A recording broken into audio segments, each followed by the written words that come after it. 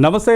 Studio 18 news Andhra Pradesh election ఎక్స్ప్రెస్లో భాగంగా కొనసాగుతున్నటువంటి మాట ముచ్చట కార్యక్రమం మరొక విశిష్టమైనటువంటి వ్యక్తితో మరోసారి మీ ముందుకు వచ్చింది. మరి ఈనాటి విశిష్టమైనటువంటి వ్యక్తిని పరిచయం చేసుకునే ముందు అసలు మాట ముచ్చట కార్యక్రమాన్ని కొనసాగిస్తున్నటువంటి వైనాన్ని ఒకసారి మనం చర్చించుకునేటువంటి అవసరం ఉంది. ఏది ఏమైనప్పటికీ కూడా ఆంధ్రప్రదేశ్ రాష్ట్ర రాజకీయాల్లో ఈ రోజున ముక్కోనపు పోటీ అనేటువంటిది నెలకొని ఉన్నటువంటి సందర్భం ఇది. ఎక్కడ చూసినా కూడా అభ్యర్థుల యొక్క ప్రచారం, వారి యొక్క కోలాహలంతో కూడా పార్టీలన్నీ కూడా బిజీగా గడుపుతున్నటువంటి ఈ క్షణంలో ఇప్పుడు మనం ప్రస్తుతం విశాఖపట్నం దక్షిణ నియోజకవర్గం లోపల ఉన్నాం. దక్షిణ నియోజకవర్గంలో కాంగ్రెస్ పార్టీ అభ్యర్థిగా వాసుపల్లి సంతోష్ కుమార్ పోటీలో ఉన్నారు. మరి ఆయనతో మాట్లాడేటువంటి ప్రయత్నం చేద్దాం.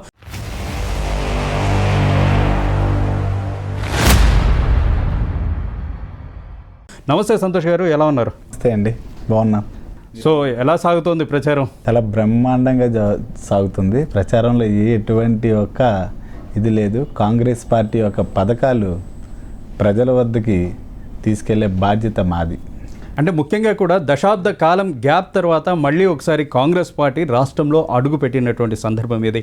అంటే దాదాపు దశాబ్ద కాలం కూడా క్షమించినటువంటి పార్టీ ఈ రోజున పుంజుకుంటుంది అనేటువంటి అవకాశం ఉందా, లేకపోతే ప్రజలు దాన్ని ఏ విధంగా రిసీవ్ చేసుకుంటున్నారు? తప్పకుండా దశాబ్ద కాలం పాటు పార్టీ ఏమీ డౌన్ అయిపోలేదు. ఆ రోజు మా రాజశేఖర రెడ్డి గారు ప్రవేశపెట్టిన పథకాలు ఏవైతే ఉన్నాయో ఈ రోజు వరకు కూడా ఇప్పుడున్న గవర్నమెంటు గత కాలం గవర్నమెంట్ కూడా అవే పథకాలు ఇప్పటి వరకు కొనసాగాయి. అవి కాంగ్రెస్ పార్టీ ప్రవేశపెట్టిన పథకాలు. సో అందులో ఆ రోజు నాయకుల యొక్క స్వభావం, ఆయన వ్యక్తిగతం కోసం రాష్ట్రాన్ని విడదీసి కాంగ్రెస్ పార్టీ మీద బురజల్లడం జరిగింది. కానీ ఆ రోజు రాజశేఖర రెడ్డి గారు ఏవైతే పథకాలు ప్రవేశపెట్టి ఉన్నాయో ఇప్పటి వరకు కూడా ఇప్పుడున్న ప్రభుత్వాలు కూడా అవే పథకాలు కొనసాగిస్తున్నారు తప్ప వాళ్ళకంటూ ఏమి ప్రత్యేకమైన పథకాలు లేవు. జనాలకి ఏమైనా చేద్దామని ఒక ప్రత్యేకమైన కూడా ప్రోగ్రామ్స్ కూడా వాళ్ళకి లేవు. అంటే ముఖ్యంగా కూడా రాజకీయ విషయానికి వస్తే అసలు వాసుపల్లి సంతోష్ కుమార్ యొక్క గతం ఏంటి, రాజకీయ ఎంట్రీ ఏంటి, అసలు రాజకీయంలోకి ఎలా వచ్చారు? రాజకీయం అనేది నేను ఒక పేదల కోసం, ఎందుకంటే నేను ఒక సాధారణ మత్స్యకారు కుటుంబం పుట్టిన నేను ఒక సాధారణమైన ఆటో డ్రైవర్ మా నాన్నగారు. సో మమ్మల్ని ఆ రోజు రాజశేఖర రెడ్డి గారు ప్రవేశపెట్టిన ఫీజు రింబర్స్మెంట్ ద్వారాగా మేము చదువుకొని, నేను మా అక్క చదువుకొని తదనంతరం మేము హైదరాబాద్లో L&T కంపెనీలో సివిల్ ఇంజనీర్గా జాబ్ చేసి, సో అక్కడి నుంచి ఇంకా నాకు మ్యారేజ్ అయిన తర్వాత మా మిస్సెస్ కూడా, తను కూడా సాఫ్ట్వేర్ ఇంజనీరు. ఆ తర్వాత అక్కడి నుంచి అమెరికా వెళ్ళి అమెరికాలో కొన్ని రోజులు ఉండి, సో నేను విశాఖపట్నంలో మా దక్షిణ నియోజకవర్గంలో నిరుపేద కుటుంబాలు ఎన్నో ఉన్నాయి. సో వాళ్ళందరినీ నేను నాకులాగా ప్రతి ఒక్కరిని కూడా పైకి తీసుకురావాలి, ప్రతి ఒక్కరు కూడా విద్యాభ్యాసం ఉండాలి, ఎవరు కూడా రాంగ్ రూట్లోకి వెళ్ళకూడదు అని చెప్పేసి ఆ రోజు నేను రాజశేఖర రెడ్డి గారు స్ఫూర్తితోనే నేను రాజకీయాల్లోకి రావడం జరిగింది. సో ఆ రోజు కాంగ్రెస్ పార్టీ ప్రవేశపెట్టిన పథకాలు ఏవైతే ఉన్నాయో గత ప్రభుత్వాలు కూడా కంటిన్యూ చేస్తున్నాయి. సో ఆ పథకాలు కూడా జనాలకి నా వంతు వెళ్ళాలనే ఒక కృషితో నేను రాజకీయాల్లోకి రావడం జరిగింది. సో రాజకీయాల్లోకి వచ్చిన తర్వాత మా దక్షిణ నియోజకవర్గాల్లో ఎన్నో అభివృద్ధి కార్యక్రమాలు, నా వ్యక్తిగతంగా ప్రతి ఒక్క ఇంటికి కూడా నాకు సత్సంబంధాలు ఉన్నాయి.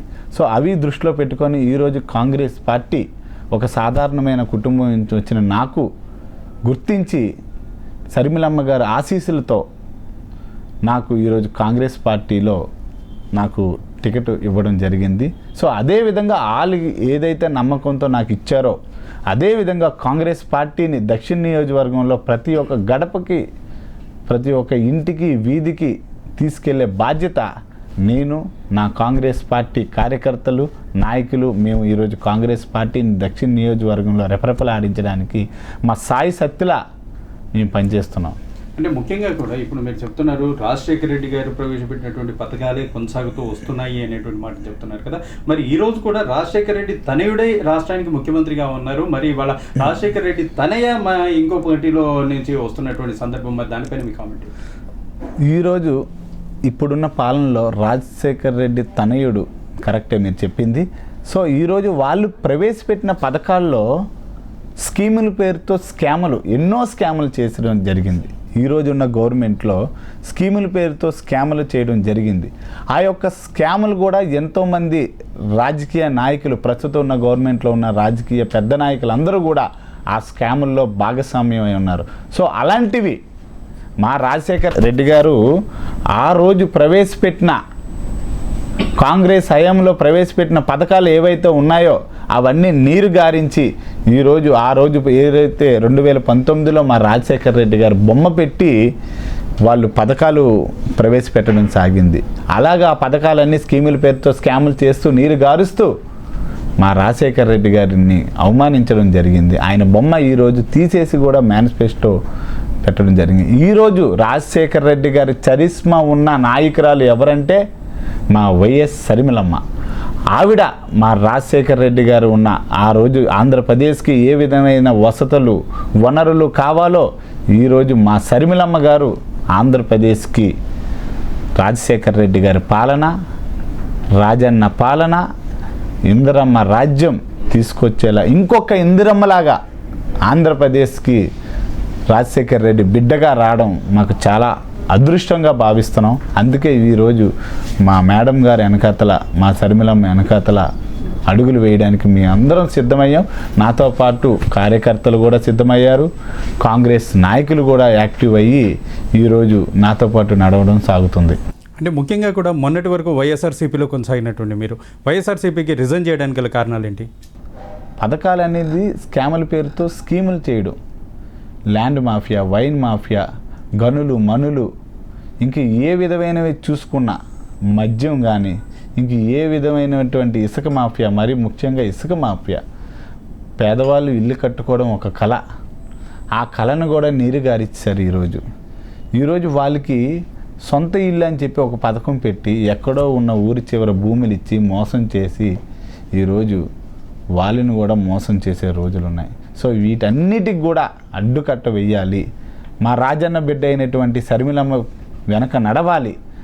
కాంగ్రెస్ పార్టీ ప్రవేశపెట్టిన ప్రతి ఒక్క పథకం మా ప్రజల వద్దకు పోవాలి అని చెప్పేసి ఈరోజు మా కాంగ్రెస్ పార్టీ, మా షర్మిలమ్మ వెనకాతల నడవడం జరుగుతుంది.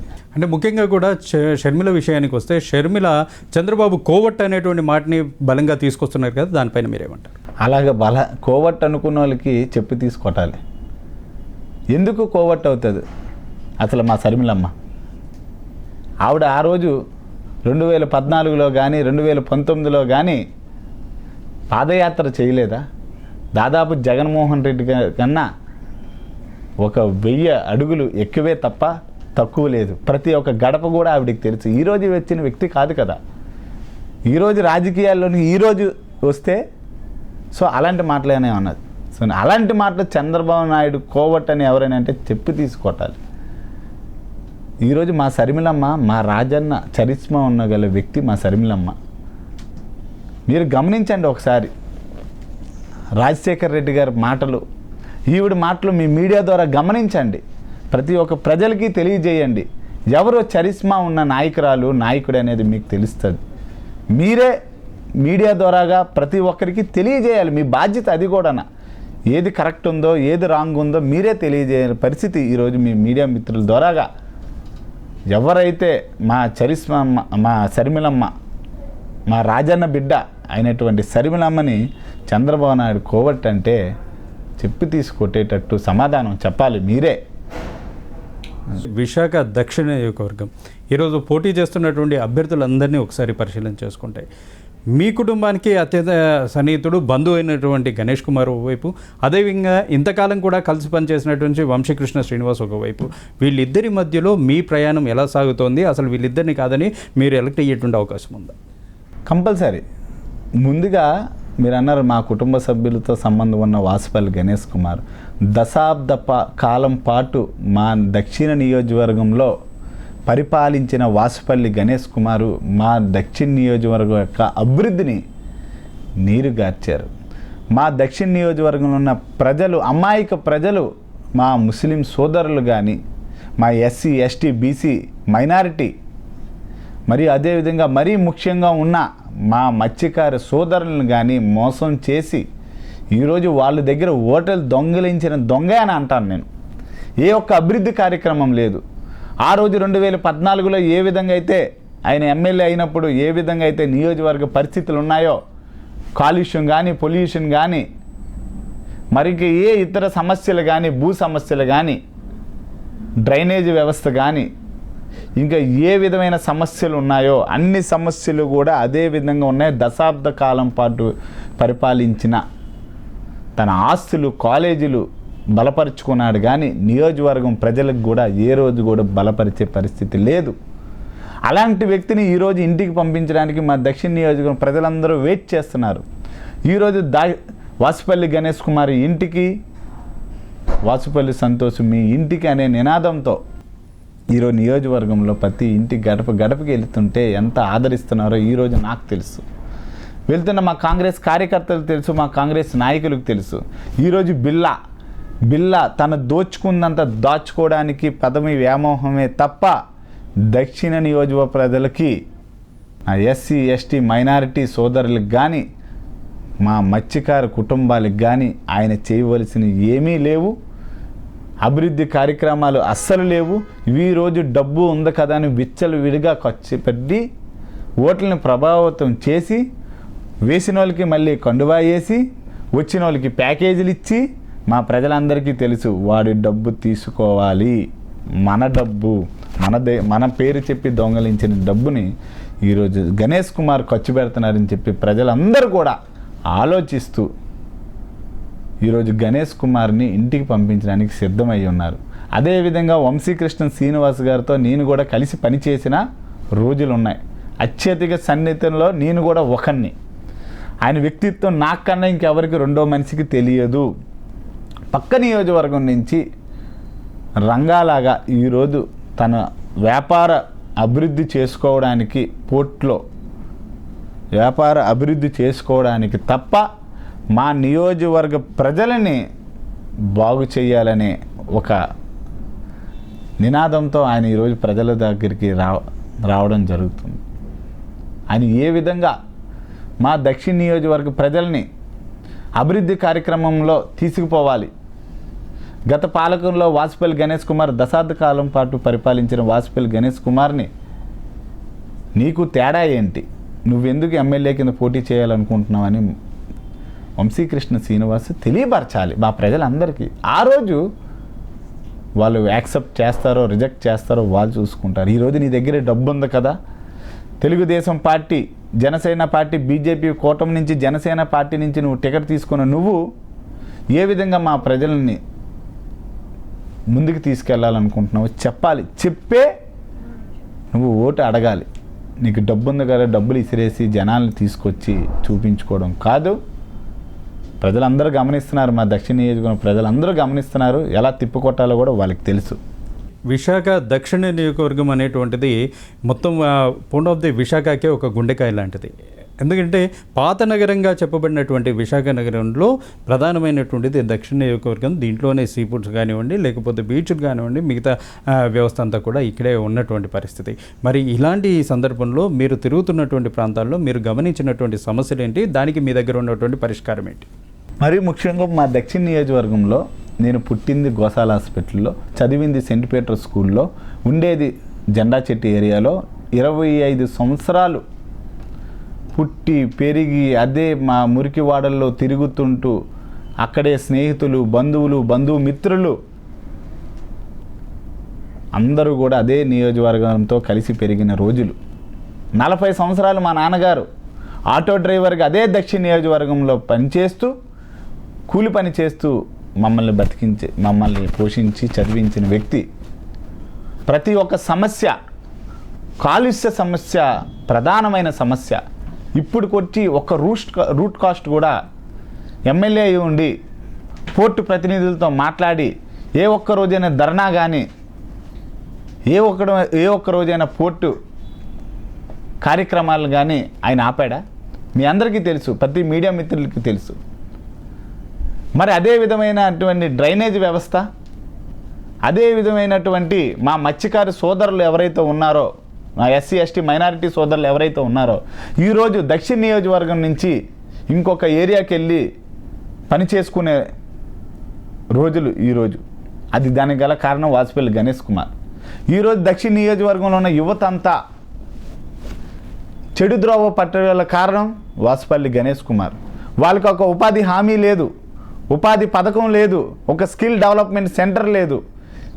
ఏ విధంగా తన కాలేజీలో అయితే బాగా డెవలప్ చేసుకున్నారు, కానీ నిరుపేద కుటుంబంలో ఉన్నటువంటి యువత కోసం ఒక్కరోజైనా ఆలోచించాడా?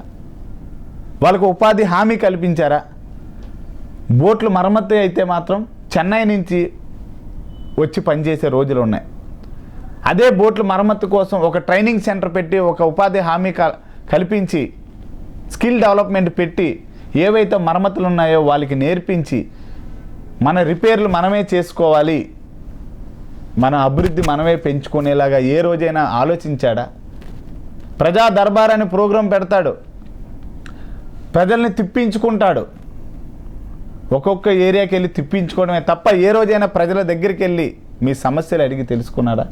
ప్రతి ఒక్క మీడియా మిత్రులకి దక్షిణ నియోజకవర్గ ప్రజలకు తెలుసు, ఏ రోజు కూడా ఆయన ప్రజల సమస్యలు తీర్చడానికైతే ముందుకు రాలేదు తప్ప తన కాలేజీలు అభివృద్ధి దేవాలయం లాంటి కాలేజీల్లోని మద్యం పంపిణీ, కోళ్ళు పంపిణీ, గిఫ్ట్లు, ప్రజల్ని మా అమాయక ప్రజలను మోసం చేయడానికి అన్ని విధాలుగా ప్రయత్నించిన వ్యక్తి ఎవరైతే ఉన్నారంటే తెలుసా? వాసుపల్లి గణేష్ కుమార్. అలాంటి వ్యక్తిని ఈరోజు ఇంటికి పంపించాలని కాంగ్రెస్ పార్టీ నిర్ణయం తీసుకొని కాంగ్రెస్ పార్టీ అక్కడ గెలవాలని కాంగ్రెస్ పార్టీ ప్రవేశపెట్టిన పథకాలు ఏవైతే ఉన్నాయో అవన్నీ గడప గడపకి తీసుకెళ్లాలని, ప్రతి మహిళకు సంవత్సరానికి 1,00,000, నెలకి 8,333 రూపాయలు ఇవ్వాలని, ప్రతి అర్హత ఉన్న విద్యార్థులకి యువతలకు ఉద్యోగ అవకాశాలు మరియు ఫీజు రింబర్స్మెంట్ తక్షణంలో టైంలో అందాలని ఈరోజు కాంగ్రెస్ పార్టీ ప్రతి ఒక్క గడపకి వెళ్ళడం జరుగుతుంది. ఇవాళ విశాఖ నియోజకవర్గంలో, ముఖ్యంగా దక్షిణ నియోజకవర్గంలో అటు పోటీ ఏరియా కానివ్వండి, లేకపోతే మిగతా ఏరియాలు చూసుకుంటే స్లమ్ అనేటువంటిది ఎక్కువగా ఉన్నటువంటి ప్రాంతం. మరి ఇలాంటి ఈ స్లమ్ నిర్మూలన కోసం కాంగ్రెస్ పార్టీ తీసుకుపోయే చర్యలు ఏంటి? అసలు దానిపైన మీరు ప్రజలకు ఇస్తున్న హామీ ఏంటి? అది 100% కరెక్ట్. మా దక్షిణ నియోజకవర్గంలో స్లమ్ అనేది 60% స్లమ్ ఏరియానే ఉంది, 40% రెసిడెన్షియల్ అంటే అఫీషియల్ ఏరియా ఉంది. సో ఏదైతే ఈ స్లమ్ ఏరియా ఉందో ప్రతి ఒక్క ఏరియాకి వెళ్ళి, నేను యాక్చువల్లీ సివిల్ ఇంజనీర్, నేను 10 సంవత్సరాలు సివిల్ ఇంజనీర్గా పనిచేసిన రోజులు కూడా ఉన్నాయి. ఏ విధంగా నిర్మూలించాలి, డ్రైనేజ్ వ్యవస్థను ఎలా తీసుకురావాలి, వాటర్ డైవర్ట్ సిస్టమ్ ఎలా తీసుకుపోవాలి, డ్రింకింగ్ వాటర్ సిస్టమ్ని ఎలా డెవలప్ చేయాలి, స్ట్రామ్ వాటర్ డ్రైన్ని ఏ విధంగా డైవర్ట్ చేయాలి, సో అవన్నీ తెలిసిన వ్యక్తిని. సో అవన్నీ కూడా నేను గమనించి వీధి వాడ ఏరియా వార్డుకి వెళ్ళి చూసి అక్కడున్న అధికారులు, టౌన్ ప్లానింగ్ అధికారులతో మాట్లాడి వాళ్ళతో పాటు ఒక ప్రణాళిక తీసుకొని అవి ఏ విధంగా ఆ స్లమ్లో ఉన్న మురికి వాడలని తీసుకోవాలో, దాన్ని నివారించాలో ఒక ప్రణాళిక తీసుకొని యాజ్ ఏ సివిల్ ఇంజనీర్గా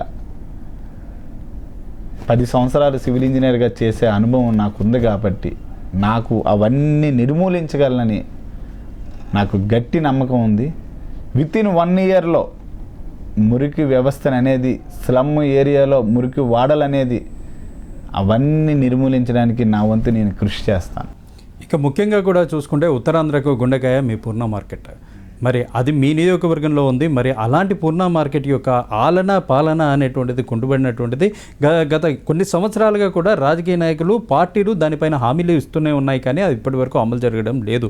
మరి అసలు పూర్ణ మార్కెట్ పైన మీకు ఉన్నటువంటి ఉద్దేశాలు ఏంటి? అసలు పూర్ణ మార్కెట్ పరిరక్షణకు మీరు తీసుకుపోయే చర్యలు ఏంటి? ఆల్రెడీ పూర్ణ మార్కెట్లో చాలా పెద్ద స్కామ్ జరుగుతుంది దళారుల వ్యవస్థతో. కార్మికుల యొక్క రక్తాన్ని దారబోసి ఆ పూర్ణ మార్కెట్ని ఈరోజు వరకు కాపాడుకోగలిగారు వాళ్ళు. ఎంత స్కామ్ అంటే అందులో ఏ కార్యక్రమం జరిగినా మా వాసుపల్లి గణేష్ కుమార్కు వాటా ఉండవలసిందే. ఈరోజు పూర్ణ మార్కెట్ యొక్క నమూనా ఏ విధంగా ఉందో గత 10 సంవత్సరాల క్రితమే దాన్ని ఒక నమూనా ప్రణాళిక సిద్ధం చేశారు. దాన్ని డెవలప్ అవ్వకుండా చూసుకునేదే వాసుపల్లి గణేష్ కుమారే. ఎక్కడ డెవలప్ అయితే వాళ్ళు ప్రభుత్వాల అండర్లోకి వెళ్ళిపోతారనే భయంతో, ఎక్కడ పూర్ణ మార్కెట్లో షాపింగ్ మాల్ వ్యవస్థ వస్తే వీళ్ళందరూ గవర్నమెంట్ వ్యవస్థలోకి వెళ్ళిపోతారు, అక్రమాలు చేయలేము, అక్రమ డబ్బు దోచుకోలేము అనే భయంతో ఈరోజు వాసుపల్లి గణేష్ కుమార్ ఎమ్మెల్యే అయినటువంటి దాన్ని ఎదగడానికి అభివృద్ధి అవ్వడానికి ఆయన అడ్డుకట్ట వేస్తున్నాడు. ఎందుకంటే తద్వారా పూర్ణ మార్కెట్ దళారుల వ్యవస్థ ద్వారా ఆయనకి చేతికి డబ్బులు ముడుతున్నాయి. ఏదైతే అభివృద్ధి అవుతుందో ఆయనకి చేతికి డబ్బులు ముట్టవనే భయంతో దాన్ని అభివృద్ధి అవ్వనవ్వటం లేదు. నేను ఈరోజు దక్షిణ నియోజకవర్గం వచ్చాను కాబట్టి మాకు అధికారం వచ్చినా రాకపోయినా పూర్ణ మార్కెట్ టౌన్ ప్లానింగ్ డ్రాయింగ్స్ ఏవైతే ప్లానింగ్స్ ఉన్నాయో అవన్నీ నేను స్టడీ చేసి ఏ గవర్నమెంట్ అయితే వస్తుందో ఆ గవర్నమెంట్తో పోరాడి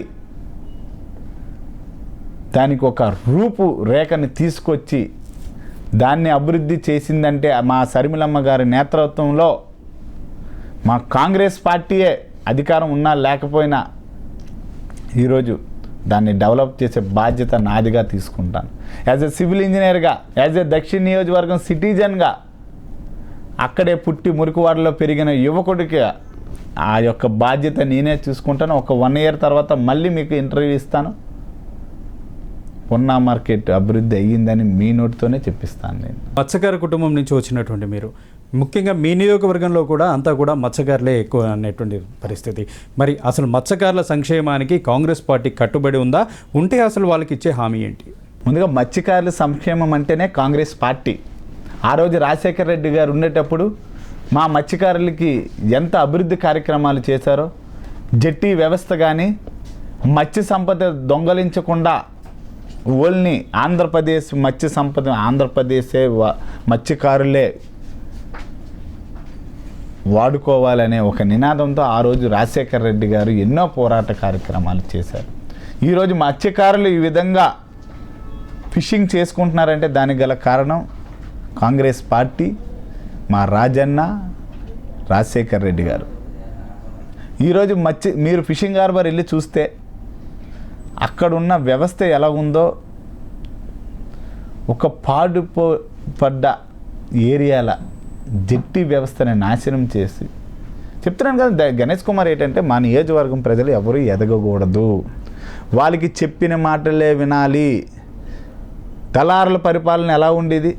కండువా తీసి చేతిలో పట్టుకొని, చెప్పులు 2 చేతిలో పట్టుకొని అయ్యా అని వంగే దళారుల పరిపాలన ఎలా ఉండేదో దక్షిణ నియోజకవర్గంలో కూడా మా గణేష్ కుమార్ పరిపాలన అలానే ఉంటుంది. ప్రతి ఒక్క ప్రజలకి తెలుసు. నిజంగా వాస్తవంగా ఈరోజు ఎవరికి చెప్పే ధైర్యం లేక ఈరోజు మా ప్రజలు ఎవరు బయటికి రాలేకపోతున్నారు. ప్రజా దర్బార్లో అదే పాలన, మోసం, మాయ, మ్యానిపులేట్, ప్రజల్ని ఎలా తప్పుదోవ పట్టించాలో మొట్టమొదటి వ్యక్తి ఎవరున్నారంటే దక్షిణ నియోజకవర్గంలో గణేష్ కుమార్ తప్ప ఇంకెవ్వరికీ లేరు. నాశనం చేస్తాడండి. మా నియోజకవర్గ ప్రజలందరినీ నాశనం చేస్తారు. ఈ రోజుకైనా మేలుకుంటున్నారు వాళ్ళు. అసలు కాంగ్రెస్ పార్టీ మేనిఫెస్టో ఏంటి? అసలు కాంగ్రెస్ పార్టీకి ఉన్నటువంటి ప్రణాళిక ఏంటి రాష్ట్రం పైన? చెప్పాను కదా, ప్రతి మహిళకు కూడా ₹1,00,000, రైతు భరోసా, రుణమాఫీ, ఆరోగ్యశ్రీ, ఇంకెన్ని పథకాలు ఉన్నాయంటే చెప్పలేనన్ని పథకాలు ఉన్నాయి. ఈరోజు ఇవి ఎన్నో పథకాలు ప్రతి ఇంటికి కూడా మేము తీసుకెళ్ళి ఫీజు రింబర్స్మెంట్ కానీ ఇంక ఇలాంటి పథకాలు ఎన్నో, ప్రతి పథకం కూడా మేము తీసుకెళ్ళి ప్రజలకు వివరించడం జరుగుతుంది. అంటే ముఖ్యంగా కూడా మీరు చెప్తున్నారు అనేకమైనటువంటి పథకాలు ఉన్నాయి అంటున్నారు. అయితే ఇప్పుడు అధికారంలో ఉన్నటువంటి కాంగ్రెస్ పార్టీ ఇవాళ అటు కర్ణాటకలో కానీ తెలంగాణలో కానీ ఇచ్చినటువంటి హామీలు నెరవేర్చుకోలేనటువంటి సందర్భం ఉంది. మరి కొత్తగా ఆంధ్రప్రదేశ్ రాష్ట్రంలో వారు ఎలాంటి హామీలు ఇచ్చినా ఎక్కడ నెరవేరుతాయి అని ఇక్కడ ఉన్నది ఎవరంటే రాజశేఖర రెడ్డి బిడ్డ శర్మిలమ్మ. రాజశేఖర రెడ్డి బిడ్డ అంటే రాజశేఖర రెడ్డి గారు అంటే ఒకసారి మాటిస్తే వెనక తీసుకోలేని వ్యక్తి. ఆ రోజు కాంగ్రెస్ పార్టీలో ఉన్న సిచ్యువేషన్ కూడా మీకు తెలుసు. ఆంధ్రప్రదేశ్ ప్రజల కోసం ఏదైతే మాట ఇచ్చారో ఎక్కడి వరకైనా వెళ్ళైన వ్యక్తి ఎవరైనా ఉన్నారంటే అది రాజశేఖర్ రెడ్డి గారు. అదే చరిస్మా ఉన్నగల వ్యక్తి ఎవరంటే ఈరోజు వైఎస్ షర్మిలారెడ్డి గారు. మాట ఇచ్చిందంటే వెనక తీసుకునే ప్రసక్తే లేదు. కాంగ్రెస్ పార్టీ ఆంధ్రప్రదేశ్లో రెపరెపలాడుతుంది. మా రాజన్న రాజ్యం, మరి ఇందిరమ్మ స్వరాజ్యం, ఇందిరమ్మ పాలన, ఇంకొక ఇందిరమ్మ అయినటువంటి మా షర్మిలమ్మ కూడా ఈరోజు కాంగ్రెస్ పార్టీని ఆంధ్రప్రదేశ్లో రెపరెపలాడే బాధ్యత షర్మిలమ్మ తీసుకుంటారు. ప్రతి ఒక్క కార్యకర్త, నాయకులు ప్రతి నడుం బిగించి పట్టుకట్టి ఈరోజు మా మేడం గారు వెనకాతల షర్మిలమ్మ గారి నేతృత్వంలో పనిచేయడానికి వీధి వీధి వాడ వార్డు వార్డు సందు సందు తిరిగి ఈరోజు కాంగ్రెస్ పార్టీని బలపరచడానికి సాయశక్తిలో ఉపయోగిస్తున్నారు. మరి కాంగ్రెస్ పార్టీ మీరు అన్నట్టు తెలంగాణలో కూడా అద్భుతమైన పాలన జరుగుతుంది. ఈరోజు బీఆర్ఎస్ పార్టీ కానీ మరి బీజేపీ పార్టీ కానీ ఒక్క ఎంపీ సీటు కూడా గెలిచే ప్రసక్తే లేదు. ఏవైతే ఎంపీ సీట్లు ఉన్నాయో అన్నీ కూడా మా రేవంత్ రెడ్డి గారి ఆధ్వర్యంలో మా రాహుల్ గాంధీ ప్రధానమంత్రి అవ్వాలనే ఒక నినాదంతో 17కు 17 ఎంపీ సీట్లు తెలంగాణలో మేమే గెలవబోతున్నాం. తెలంగాణలో ఇంకొక పార్టీ ప్రసక్తే ఉండదు. 30 సంవత్సరాలు మా కాంగ్రెస్ పార్టీనే తెలంగాణలో పరిపాలిస్తుంది. మా రాహుల్ గాంధీ గారిని ప్రధానమంత్రి చేసుకోవడంలో కూడా మా రేవంత్ అన్న నడుం బిగించి పట్టుపట్టి పనిచేస్తూ ఉన్నారు. అంటే ముఖ్యంగా మీరు చెప్తున్నట్టుగా కూడా ఇవాళ కాంగ్రెస్ పార్టీ అధికారంలోకి వస్తుంది, కాంగ్రెస్ పార్టీ చేస్తుంది అనేటువంటి విషయాన్ని పక్కన పెడితే రాష్ట్రాన్ని విడగొట్టినటువంటి కాంగ్రెస్ ఇవాళ మళ్ళీ రాష్ట్రంలో పాగా వేయబోతుంది అనేటువంటి ప్రతిపక్షాల మాటలకి మీరు ఇచ్చే సమాధానం ఏంటి? తప్పకుండా ఆ రోజు ఎవరైతే నాయకులు ఉన్నారో వాళ్ళు సొంత స్వలాభం కోసం ఆ రోజు రాష్ట్రాన్ని విడగొట్టారు. వాళ్ళ ఒక సొంత ఎదుగుదల కోసం రాష్ట్రాన్ని విడగొట్టారు. ఆ రోజు అధికారంలో ఉంది కాంగ్రెసేగా.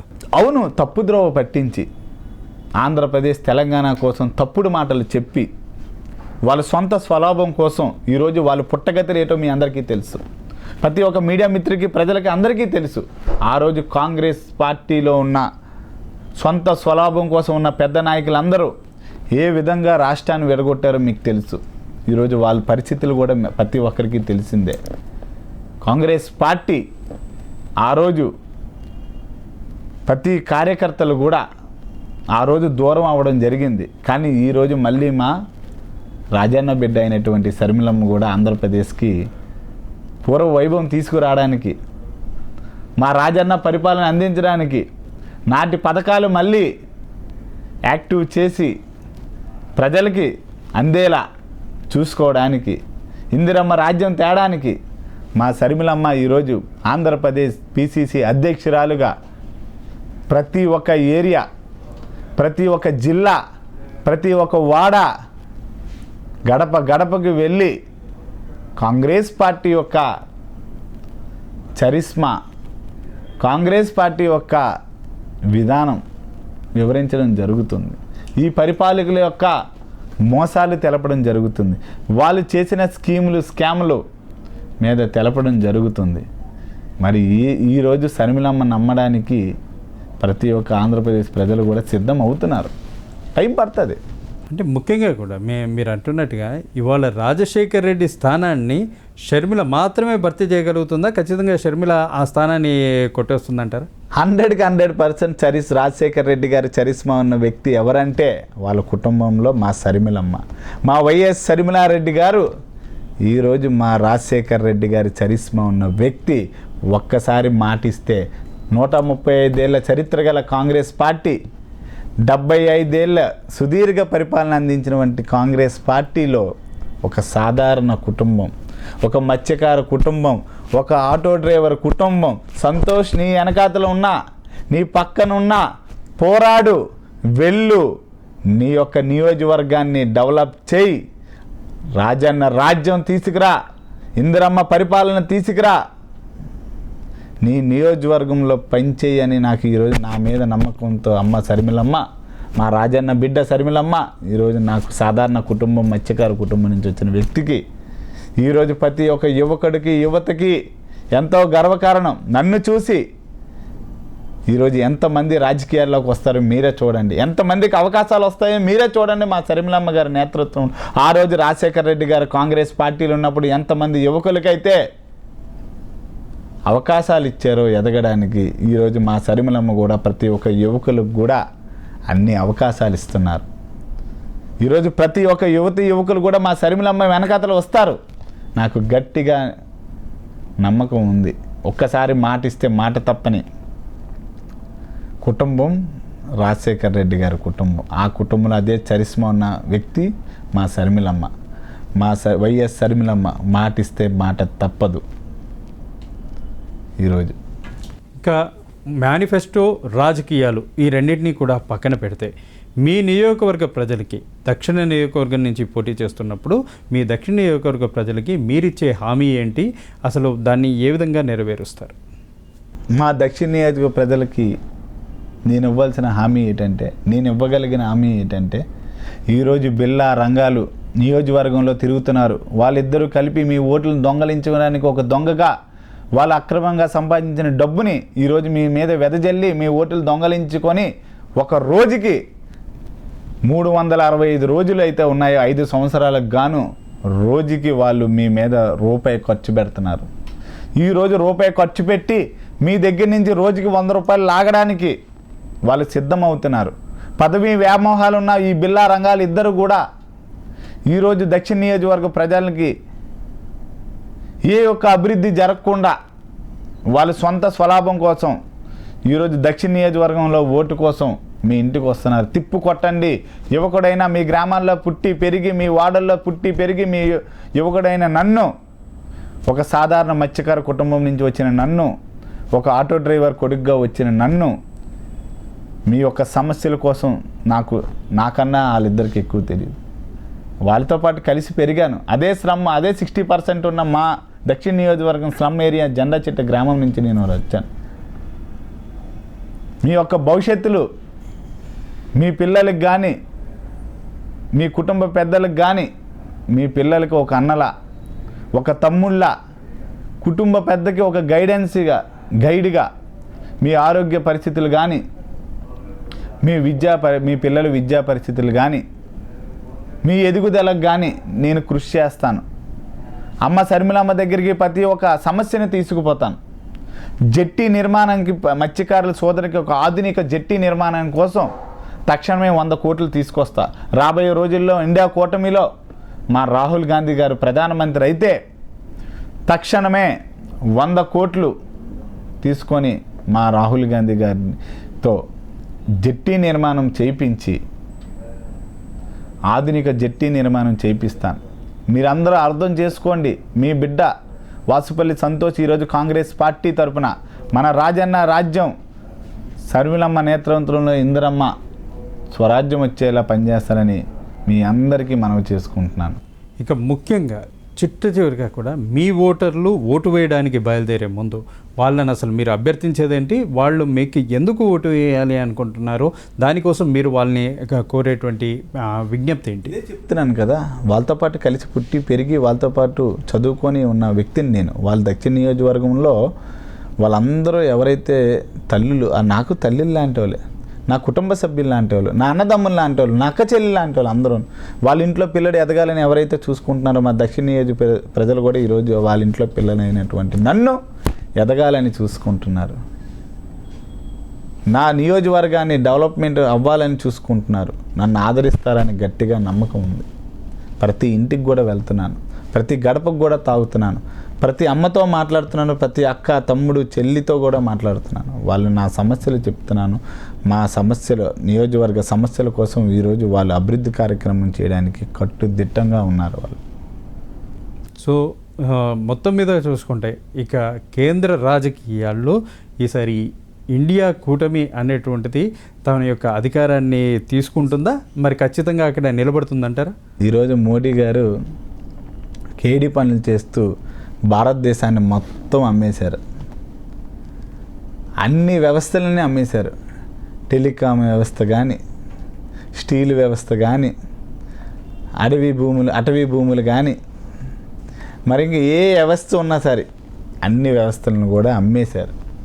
సో వాటన్నిటికీ అడ్డుకట్ట వేయడానికి ఇండియా కూటమి ద్వారా మా రాహుల్ గాంధీ గారు ఈరోజు ప్రధానమంత్రి అయ్యి ఏవైతే అమ్మేశారో అవన్నీ తిరిగి తీసుకొని అది భారతదేశ ప్రజల యొక్క సంపదని మళ్ళీ భారతదేశ ప్రజలకే పంచి పెట్రోల్ కానీ, డీజిల్ కానీ, గ్యాస్ కానీ,